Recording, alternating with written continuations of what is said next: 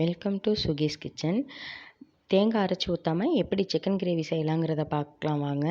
இப்போ நம்ம அடுப்பை பற்ற வச்சு கடாயை எடுத்து அடுப்பில் வச்சுக்கோங்க. 2 சின்ன கரண்டியில் எண்ணெய் ஊற்றிக்கோங்க. அதில் வெங்காயம் சோம்பு போட்டு நல்லா வதக்கி விடுங்க. சோம்பு வெங்காயம் போட்டு நல்லா தாளித்து வதக்கி விடுங்க. கருவேப்பிலை போட்டுக்கோங்க. அந்த பச்சை வாடை கொஞ்சம் இதானோடனே தக்காளியை போட்டு நல்லா நல்லா கலந்து விடுங்க. நான் இப்போ கல் உப்பு போடல, தூள் உப்பு தான் போட்டுக்குவேன். அதனால் நான் இப்போ உப்பு போடல. நல்லா கலந்து விட்டுருங்க. கலந்து விட்டுட்டு நம்ம சிக்கன் எடுத்து வச்சுருக்கோம் இல்லையா, நான் 1/2 கிலோ சிக்கனுக்கு இந்த அளவு செஞ்சுக்கிட்டு இருக்கேன். சிக்கனை நல்லா அது கூட பெரட்டி விடுங்க. அந்த சிக்கன்லேருந்து தண்ணி வேறு அதிலே இருக்கும் கொஞ்சம். அதனால் நீங்கள் நல்லா சிக்கனை கலந்து விடுங்க.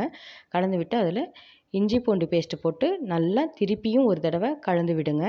கலந்து விட்டு ஒரு 5 நிமிஷம் கழித்து தூள் உப்பு, வரமிளகாய் தூள், மஞ்சள் தூள் வேறு எதுவுமே இல்லை, இதை மட்டும் ஆட் பண்ணிக்கோங்க. நல்லா கலந்து விட்டு 1 டம்ளர் தண்ணி மட்டும்தான் நான் ஊற்றினேன். ஊற்றிட்டு கரெக்டாக ஒரு 20 நிமிஷம் வச்சு மூடி வச்சுருங்க.